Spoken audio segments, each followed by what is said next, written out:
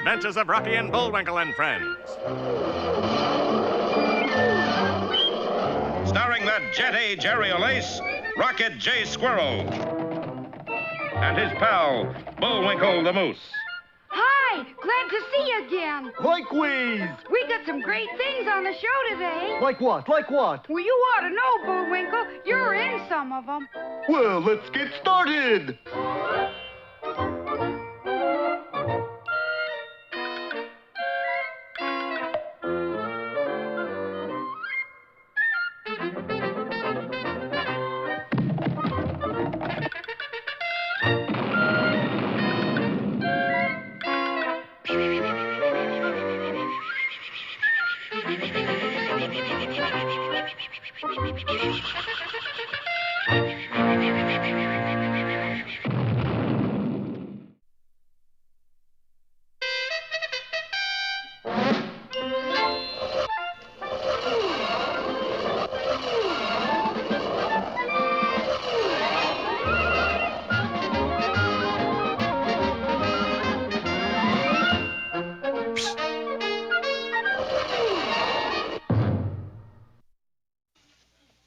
Well, it all started when Bullwinkle swallowed a banana containing a formula for a silent explosive called Hush-a-Boom. Now, Boris is trying to get it back by hook or by crook. I got a choice. And in our last episode, the boys had received a mysterious invitation to a free weekend at a mountain lodge. Wait a minute. Why would Lake Kitchy Itchy Lodge offer you a free weekend for no reason at all? Who cares? Never look a gift kitchy itchy in the mouth, I always say. It was 17 hours later that they arrived at what they thoroughly believed was to be a carefree weekend. No, just a free weekend. Are you sure this is Lake Kitchy Itchy, Bullwinkle? Not really, no. There's no lake. There's nothing here but that big old rundown house. We better go back. But at that moment... For he's a jolly good moose, says, for he's a jolly good moose, says, for he's a jolly good moose, says, which nobody can deny. Welcome to Kitchy Itchy Lodge. Gee, who are you? Who else? I am Egbert Kitchy Itchy himself. Kind of a funny name, isn't it, Rock? Kitchy Itchy? No, Egbert. If this is really a lodge, where are all the other guests? There are no other guests. It's the middle of the slow season, isn't it, Honey Bun? Yes, Egbert, darling. When is your slow season? From 1926 to 1982. But look at it this way. I can spend all my time just taking care of you. Thoughty, mighty thoughty. We better be careful, Bullwinkle. I'm afraid he's after you for some reason. Don't be such a worrywart, Rock. Just the same, I'm not going to let you out of my sight. You hear that, Boris? Squirrel is not going to let Moose out of sight. We'll see about that. And he did, too, for after Bullwinkle had freshened up... Well, Moose, you look fresh as violet. How would you like to step out on porch to see the view? Why, I think that would be lovely. Bullwinkle would have stepped out onto the porch, but for one thing, there was no porch. Plunging down 2 stories, the endangered moose landed in the carefully prepared tub of cement waiting at the bottom. Now what, darling? We fan him until he's dry. And that being a fast-drying cement developed by some gentleman in Chicago in 1928, it wasn't long before... Hard as a rock. Now to crack him open. Stand back, Honey Bun. With a well-placed blow from a hammer, the cement split down the middle and fell into 2 perfect halves. Big deal. So now what you got, Boris? A perfect moose mold. That's what. And putting the cement mold together, Boris poured in a lifelike when-dry plastic. When he had finished... Boris, you have made a dummy that looks just like other dummy. Moose. Right, and that is how we fool Squirrel. Yoo-hoo, Bullwinkle, where are you? Here comes Squirrel now. Quick, we take Moose to basement. Bullwinkle, I thought I told you to wait for me. Bullwinkle? Bullwinkle, why don't you answer me? Now, Moose, I got you where I want you. What do you say to that? Why don't you answer me? Why didn't you say something, Bullwinkle? Why does he just stand there like a dummy? Dummy? Darling, you don't suppose. Oh, boy. Please, Moose, don't shut up your mouth. Could it be that they got the dummies mixed up? We'll find out in our next episode entitled 2 Mooses Loose, or Which One Has the Phoney?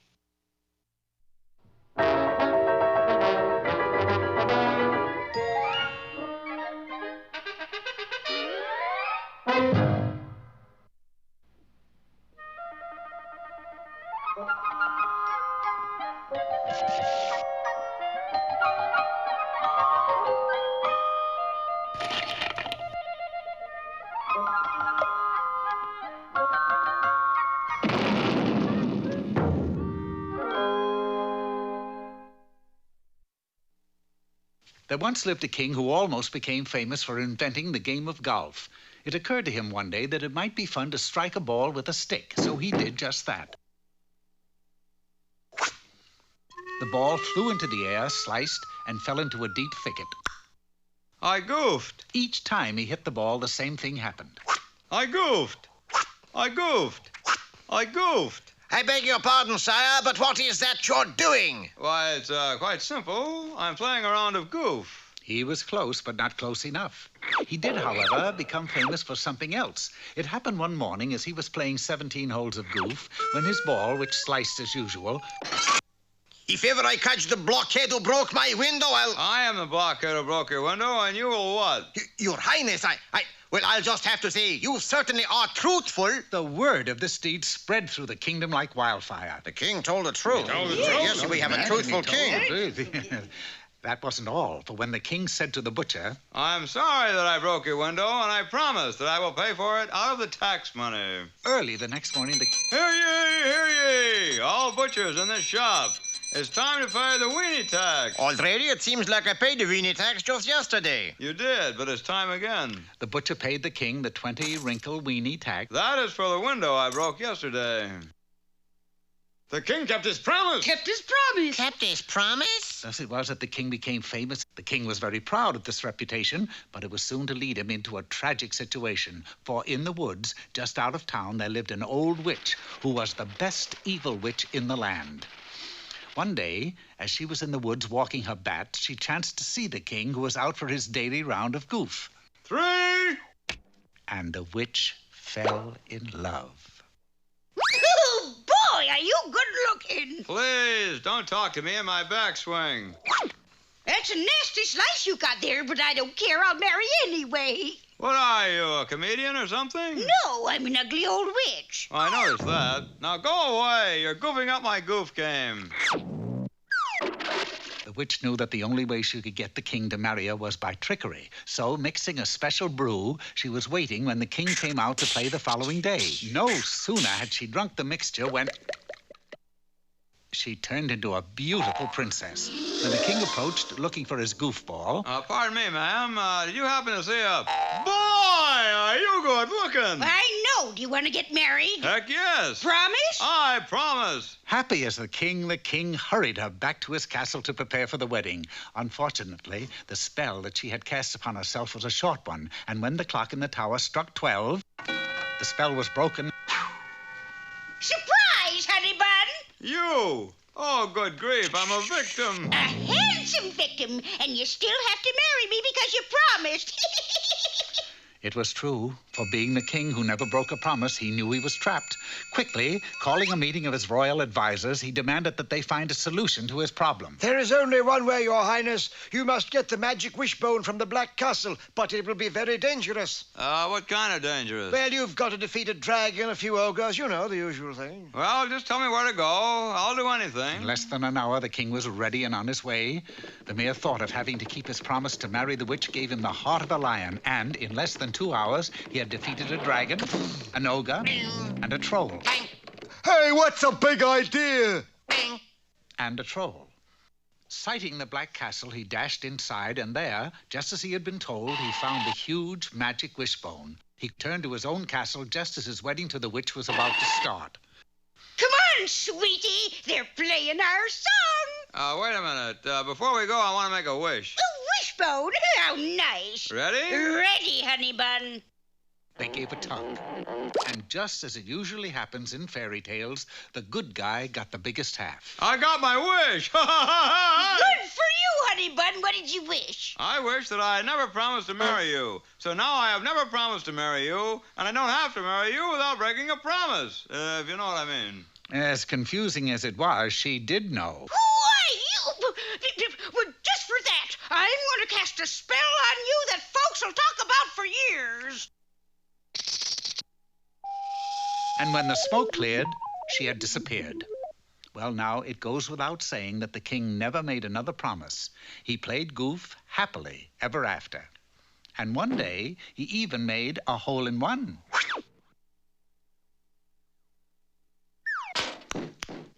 I goofed.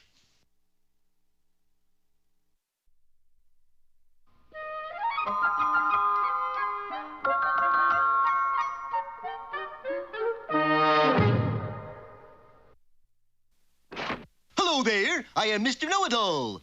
Today, for all you golf addicts who are having father-in-law trouble, I am going to show you how to shoot par. Arriving at the golf course, we seek out the services of a caddy, preferably a big, strong one. Hi! Or a little weak one, as the case may be. First, I shall demonstrate the neophyte golfer's worst habit. Hand me my driver, caddy. Yes, sir. Now hand me a cup of tea. Cup of tea? What are you going to do with that? I'm going to tee off. That done, we now hit the ball. Gee, you missed. I know, which proves you should never drink when you drive. Having finally hit the ball, we discover it has landed in some thick woods. Therefore, I choose an iron for my next club. Here you are, Mr. Know-It-All. That isn't an iron, you silly caddy. This is an iron. The iron will not only flatten out your swing, it also flattens the golfer, or golfee. Uh-oh. Tough luck, Mr. Know-It-All. It went right into the sand trap. The only effective way to get the ball out of a sand trap is by blasting. Mr. What do you know? A hole-in-one. One moose, that is. Buenos dias, caddy. Where are you going, Mr. Know-It-All? I'm going to play in a tournament down in Tijuana. Tijuana? I never heard of a tournament down there. Oh, come now. Everybody's heard of the Gulf of Mexico. Today's lesson is mighty important, remember? Bullwinkle is a... Not that lesson. This lesson.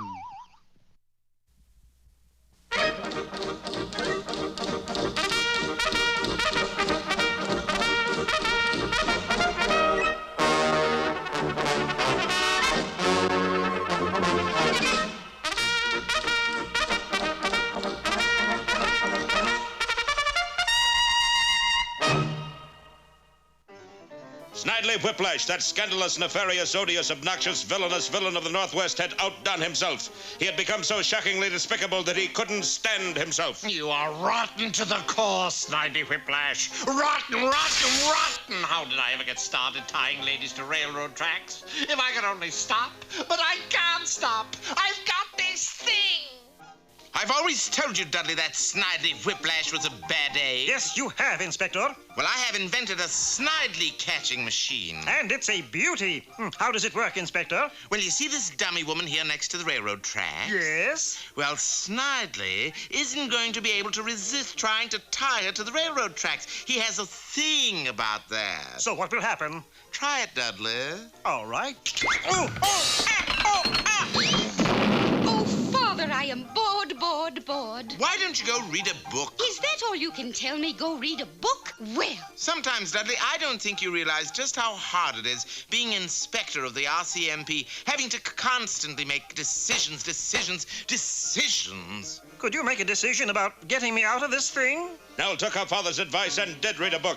In fact, she read hundreds of books. And since the only books the RCMP had were books on law, Nell developed a fabulous legal mind. Meanwhile, Inspector Fenwick and Dudley put their Snidley catching machine to work. You don't know how I hate myself for doing this, but I've got this thing about tying ladies to railroad tracks. Caught at last. Oh, Inspector Fenwick, you don't know how happy you've made me. I've been a fiend. If I'd kept it up, who knows where I would have ended. Release that man. What? You got no habeas corpus, and by judicature, this man has right to bail. I've told you, Nell, about using language like that. There'll be no profanity here. I am here to see that justice is administered. Please, Nell, really, I'm better off here. I'm a lady-tying fiend. Aha! Forced you into admitting that, eh? What did they use, a rubber hose? Well, never mind. It will never stand up in court, Whiplash. In court? Oh, confound you, Dudley. Standing there with your placid, noble face. We may lose this case. I may have a placid, noble face, Inspector Fenwick, but just how can we win it? Let me ask you this, Dudley. How do you fight logic? Well, By superior deception. deception, sir, but we're the good guys. Superior deception. Now, I'll be the prosecuting attorney and you'll be the judge. Don't you see, Do-Right? We can't help but get a conviction. But, sir, is that playing it the Canadian way? Order, order in the court. Will everyone please rise? Prosecutor, are you prepared to state your case? I am, Your Honor. Defense attorney, you prepared to state your case? I am, Your Honor. And so Inspector Fenwick brought forth witness after witness, professing to the nefarious, odious, obnoxious, villainous character of Snidley Whiplash. And every time Nell Fenwick tried to object... I object, Your Honor. Objection overruled. Her objection was overruled. It looked like an open and shut case. Everyone in the courtroom knew beyond a shadow of a doubt that Snidley Whiplash was as good as behind bars. But then Nell spoke. Your Honor, ladies and gentlemen of the jury, I've come to speak not of the man you see before you, charged with a heinous crime of tying little old ladies to railroad tracks, but of Snidley Whiplash, that little Canadian boy running through the Canadian forests with no mother or father to take care of him, all alone, whose only pastime was to tie the mountain daisies together and to decorate the little forest animals, for they, ladies and gentlemen, were his friends. Tying things became a mania with him. He started to tie all sorts of things, Boy Scout knots, Boy Scouts, and finally ladies to the railroad tracks. Your Honor, we know tying ladies to railroad tracks is wrong, but who's to blame? If we could have guided this poor barefoot boy, his only friend, a bunch of wild daisies, where would he have been today? Ladies and gentlemen, that barefoot boy is not on trial here today. You are. Nell! Oh, Nell, you're right. We are to blame. I find that barefoot boy over there not guilty. You mean I'm free to go? Yes, idly, but one thing. Yes, Your Honor. When you're running through the Canadian forest, Yes, Your Honor. pick a daisy for me.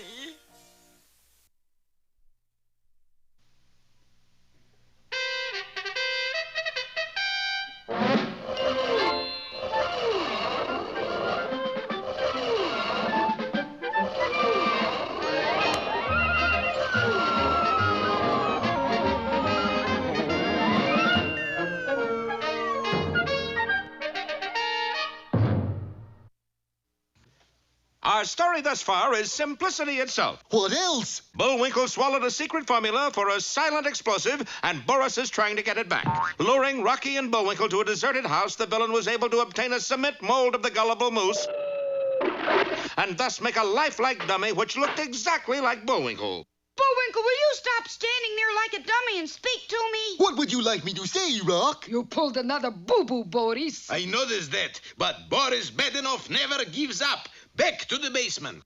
I still think Mr. Kitchy Itchy is up to no good. I'm going to snoop around and see what I can find out. Okay, and I'll step out on the porch for another look at the view. Meanwhile, in the basement... Boris, what you doing with dummy moose? There now, isn't she pretty? Pretty ugly. Not only that, but I fixed it up so that she walks and talks. Watch this. Hello, handsome. This is a recording. Hello, handsome. This is a recording. Pure genius, darling. Now comes best part. I got bomb inside. When Moose makes date with dummy... Then it's booby trap. Right, and it's about to trap a booby. Ha ha ha ha! So Mr. Kitchy Itchy is after Bullwinkle. I gotta get upstairs, but fast. But Rocky wasn't fast enough. Come, Natasha. All we got to do now is find Moose. That was easy because Bullwinkle was just getting up off the ground outside. The view is lovely, but it goes by so fast. Oh, Moose! Somebody here I like you to meet. Who's that, Mr. Kitchy Itchy? Bullwinkle, meet Jane Moosefield. Jane Moosefield? You mean the Jane Moosefield? Who else? I will push button, then leave you two to get acquainted. Run, Natasha. Bomb goes off any minute. My goodness, the Jane Moosefield. I don't know what to say. Hello, handsome. This is a recording. Friendly little thing. Leave us go to the kitchen. I shall fix us a bite to eat. My arm, madame. Meanwhile, Rocky had regained his senses and was rushing to find Bullwinkle. Golly, I hope I'm not too late. Would you like me to crumble up some crackers in your soup, Miss Moosefield? Hello, handsome. This is a recording. Hello yourself. How about the crackers? Bullwinkle, that's only a dummy. Who cares if she's smart? Get a load of that figure. You don't understand. I gotta get you away from here. And with that, the plucky squirrel pulled Bullwinkle out of the old house, and just in the nick of time. For it was then that Jane Moosefield, ticking loudly, crossed the room to the closet where Boris and Natasha were hiding. Bomb should have gone off long time ago. I wonder what... Somebody's at door. Yes? Hello, handsome. This is a recording. Well, hello! Look, honey bun, it's Jane Moose. Good heavens! What was all that about? I don't know unless it had something to do with you remembering everything you ever ate. Oh, stuffy nonsense. By the way, what did you eat last? JXQTRLP. Bullwinkle, that doesn't mean anything. Sure it does. It means I ate alphabet soup. But unbeknownst to our heroes, a faraway figure is watching them on a super snooperscope. Pennsylvania must have that formula. We shall use our most ruthless, brutal, cold-blooded scoundrel. You mean... Yes, I go myself. Well, it looks as if our boys have picked up a #1 enemy. Tune in next time for The Moose and the Monster, or Nothing But the Pest.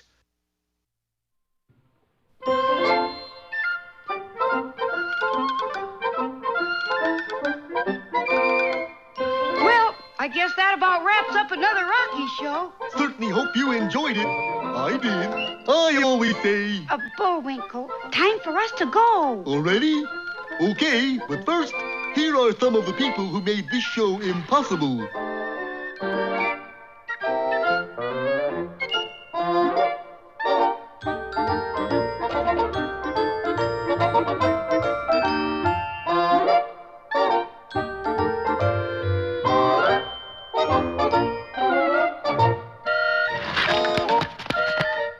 That's not all.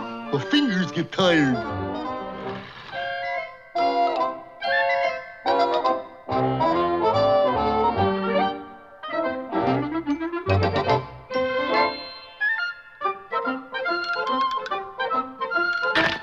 Oop! Got away from me again. Well, see you next time. Ready, Bullwinkle?